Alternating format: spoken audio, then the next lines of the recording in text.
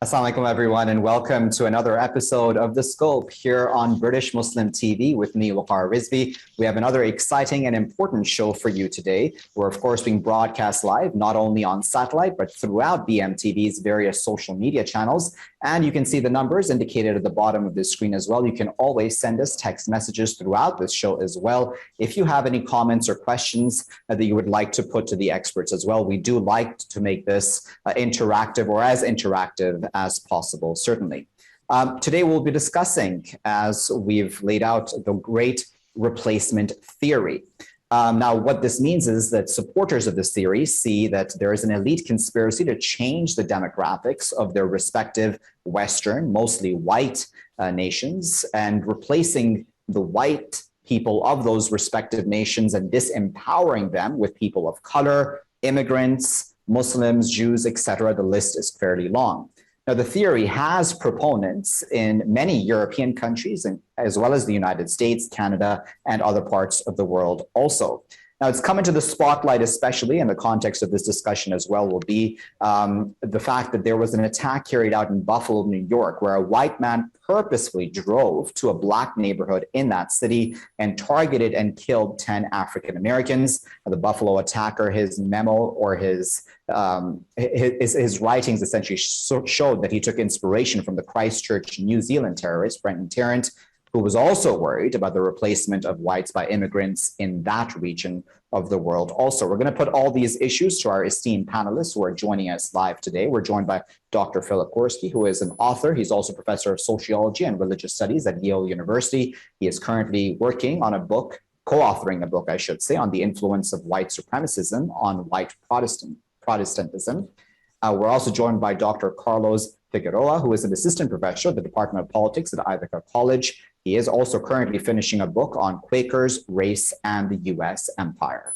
Carlos and Philip, we're honored to have you both, and thank you for taking your time out to join us today here on British Muslim TV. Philip, I'd like to start with you. For many people watching, still, the great replacement theory would be a very new concept.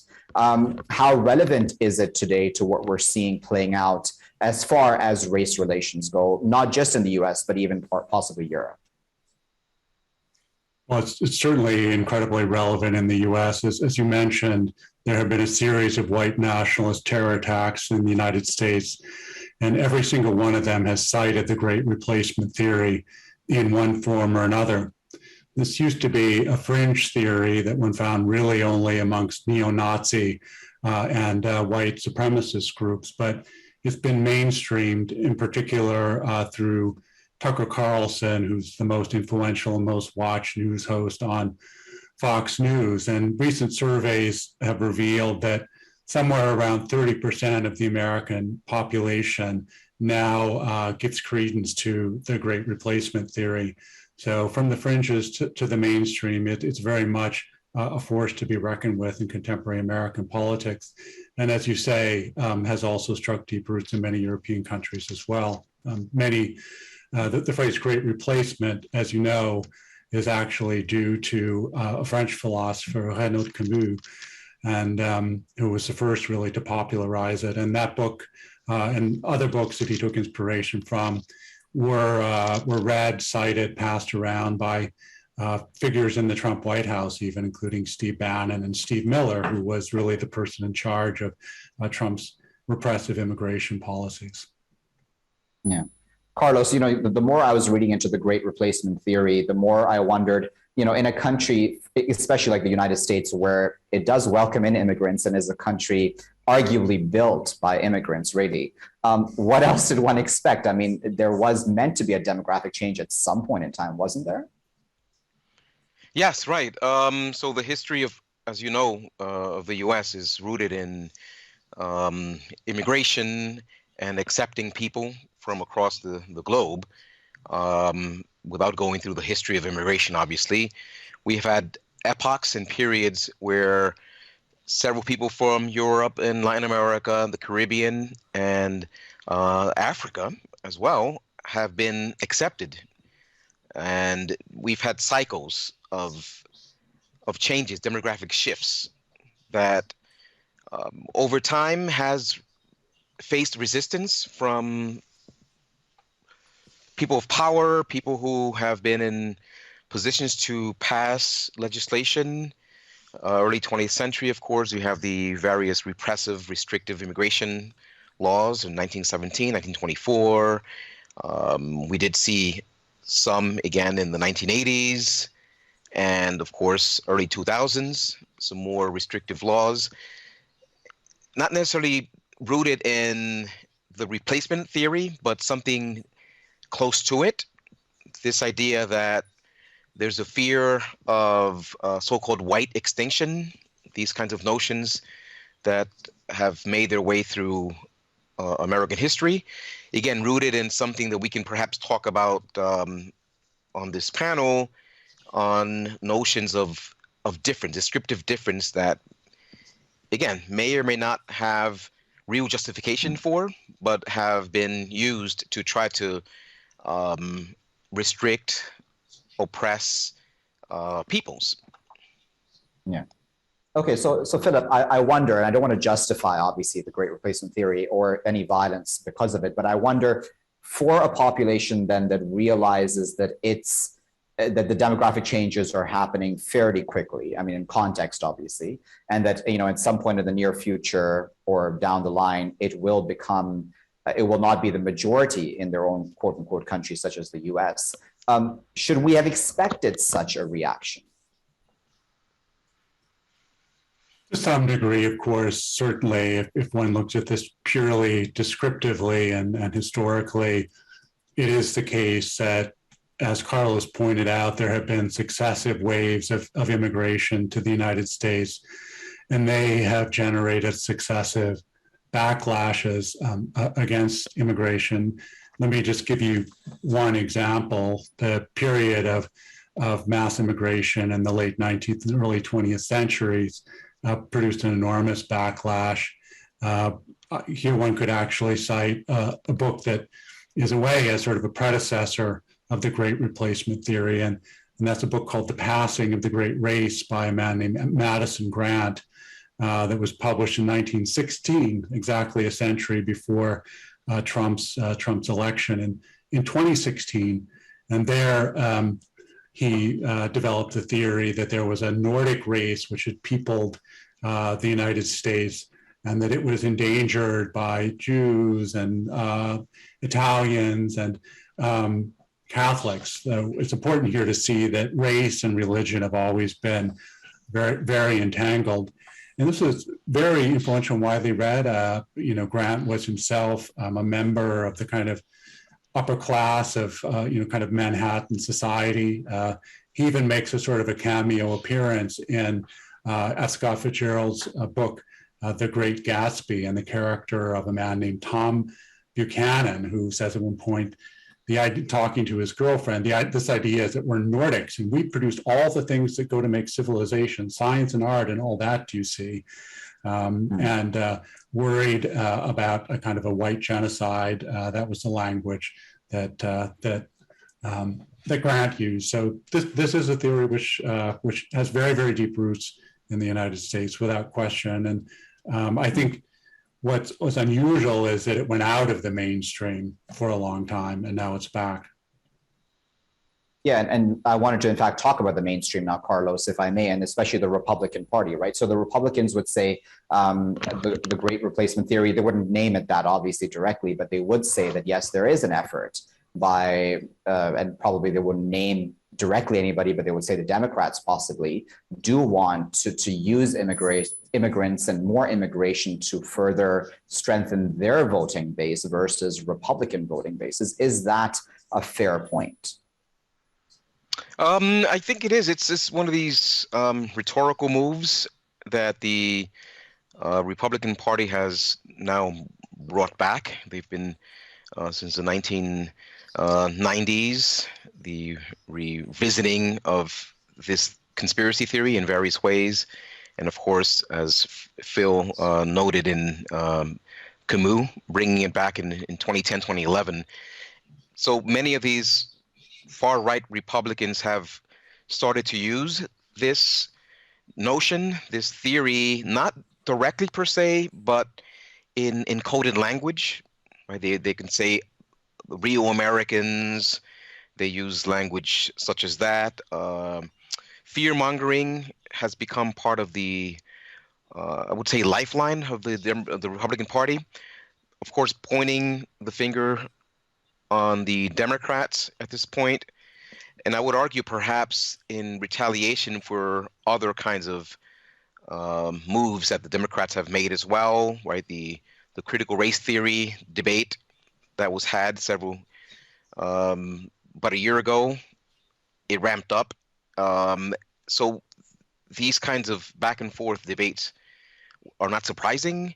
What's surprising is what Phil also raised, this idea that it's now the mainstream, if you will. You have politicians, Elise Stefanik here in New York State, denying it, but every time you see her step in front of a microphone, some of her speeches on the floor of Congress, you can see the coded messages that are embedded in her policy discussion as well. So it's dangerous, as you have seen. So it's become a move from the rhetorical side, ideological, but now it's real because people are buying into these kinds of notions and taking action that, unfortunately, my condolences to my current people who live in Buffalo down the street from me for the loss of life. So this is something real. This is something that we all have to take seriously.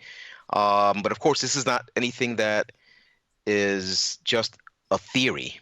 It's something that is real, and we need to also talk about the other factors that are infusing this move from rhetorical, ideological to real action. And hopefully we can get a chance to talk about that too.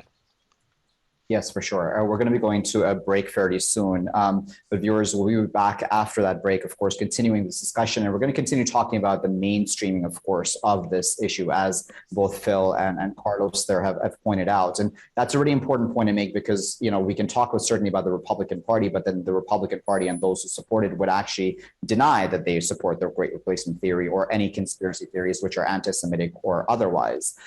Nevertheless, we know that many of the mementos and the writings of these terrorists who have carried out these attacks do include a lot of hateful language towards immigrants. We'll discuss that right after this break. Please do stay tuned for that. We'll be back with Phil and Carlos right after this break.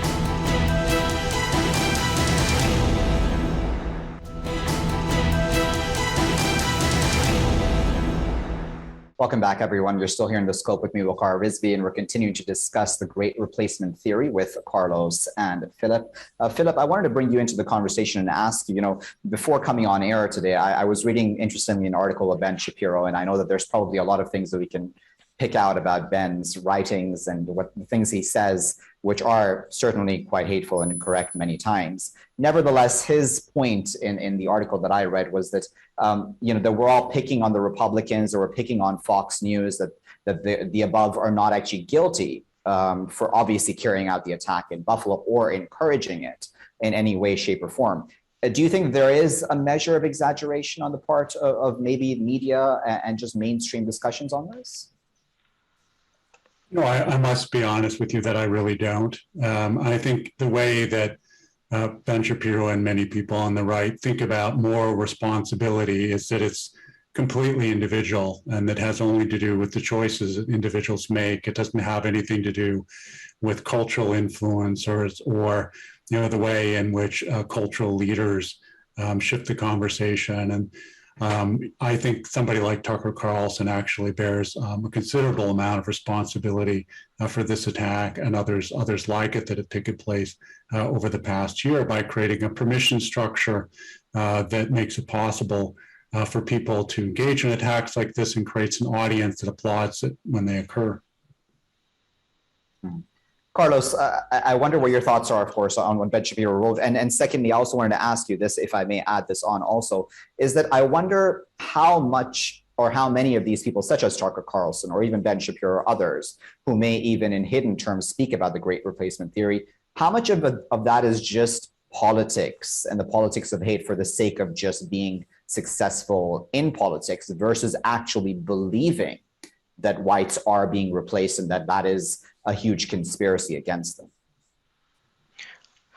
Well, yes. Well, I agree with the phrase that Phil just used, the permission structure. This idea that we're allowing for this kind of rhetoric to exist in the first place, not only in the mainstream media, but also in the social media and these right-wing pundits that keep spewing this rhetoric um, for the intention of political gain, someone making money, revenue.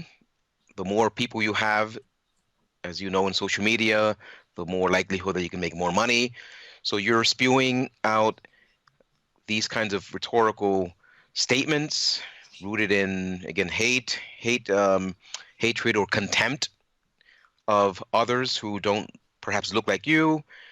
Um, that's one of the reasons. The other part, I think, is trying to evade, I use the word evade strongly, the real substantive issues that the US is trying to grapple with. Guns, right? Gun control, mental health, others, homelessness. We have lots of major issues that cut across all kinds of groups and people.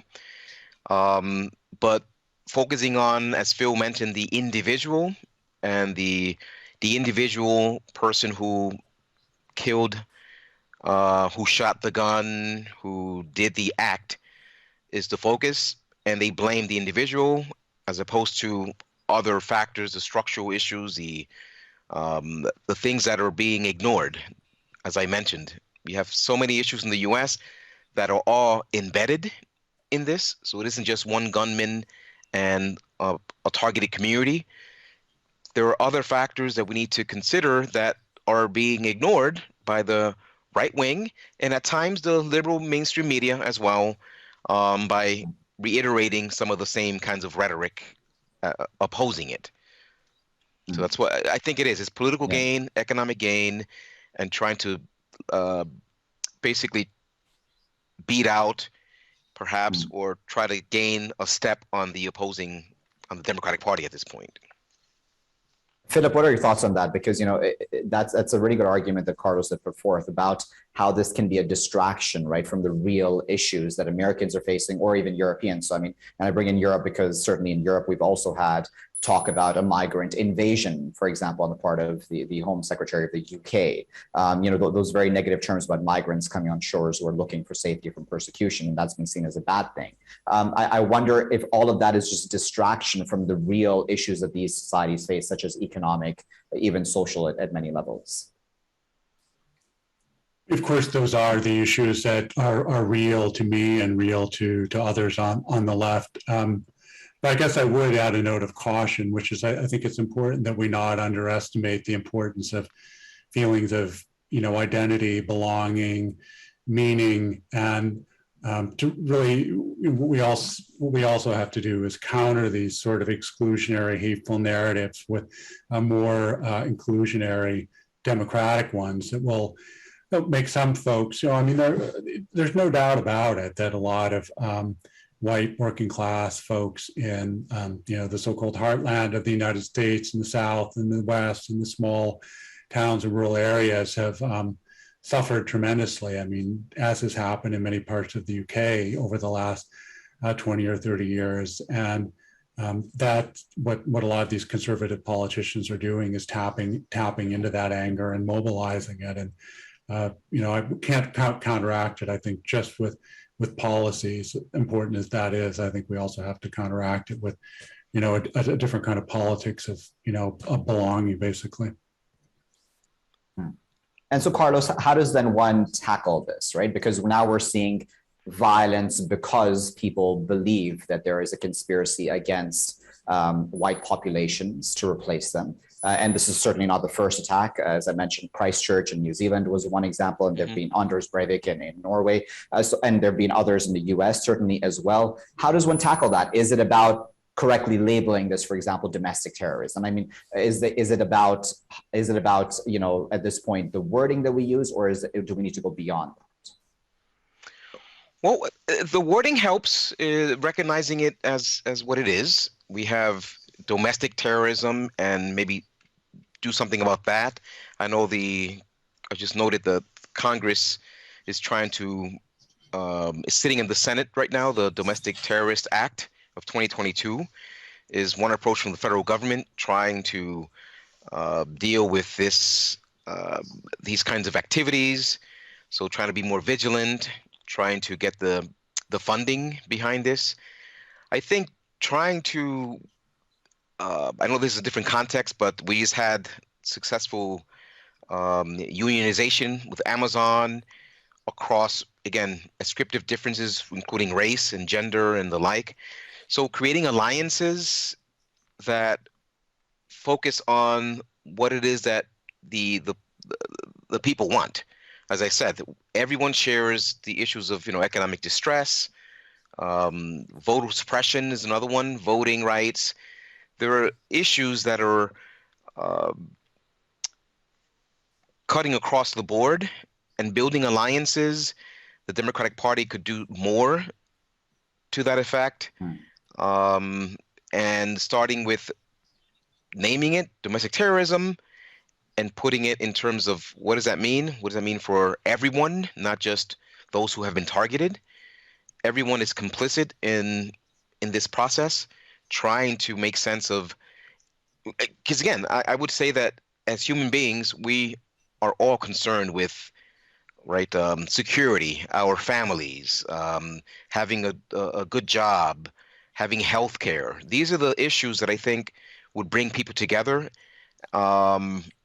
And also, the other part of it is policy-based, is trying to find a way of regulating social media in a way that does not jeopardize freedom of speech and these kinds of arguments. There's ways of trying to maybe disincentivize these private companies like the Twitters and the Metas of the world to try to create more or implement tighter community guidelines to try to keep these kinds of hateful speeches and ideologies from spreading.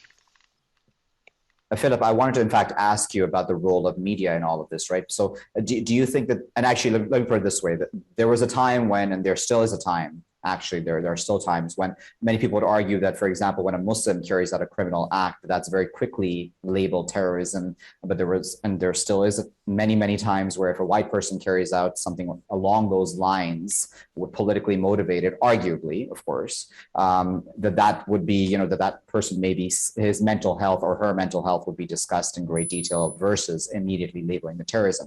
Have we moved beyond that? Is it important to move beyond that? Is it important to label this domestic terrorism? Indeed it is, and I would go even a step further and say it's important to call it white nationalist terrorism, because that's what it is. The media certainly has played a role, although I think a slightly different one than most people imagine. I mean, many people imagine that the radicalization of rhetoric on the right is a result of social media, the anonymity, the flame wars and so on. But I have a graduate student who's been working on this for some time, and she's gone back and looked at a lot of the direct mail that was sent out to raise money in the 70s and 80s. The language is not much different. It's not much different. There's the same kind of othering, demonization, fear-mongering, hyperbole, conspiracy theorizing. So in a way, what social media has done is just taken what used to be private, what used to arrive in an envelope, was open and read at your kitchen table, is put that out into public view for everyone to see. And I suppose insofar as it has had an effect, it's made it again, created a permission structure for people to use that language. So certainly one thing I see, and I imagine Carlos would confirm this, is that you hear much cruder language now in public talk, even in face-to-face talk, than you did 10 years ago. And I think that is maybe where the biggest shift lies right now. It's the readiness to use kind of really hateful verbal violence against other people.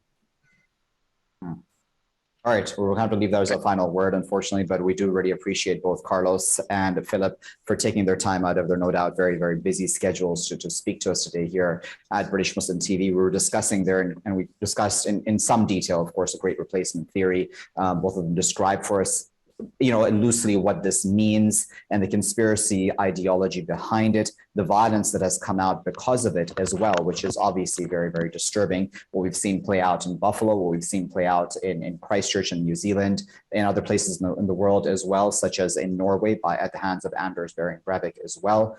It's really important to have these discussions, and I hope to have these discussions again with both Carlos and Philip on a future date as well, because it's really important to talk about how we can make this go away and how we can resolve this. Is it people to people contact, etc., that needs to happen to be able to properly deal with this? But of course, I'll be back next week with another show here on BMTV, here on The Scope. Please do stay tuned for that.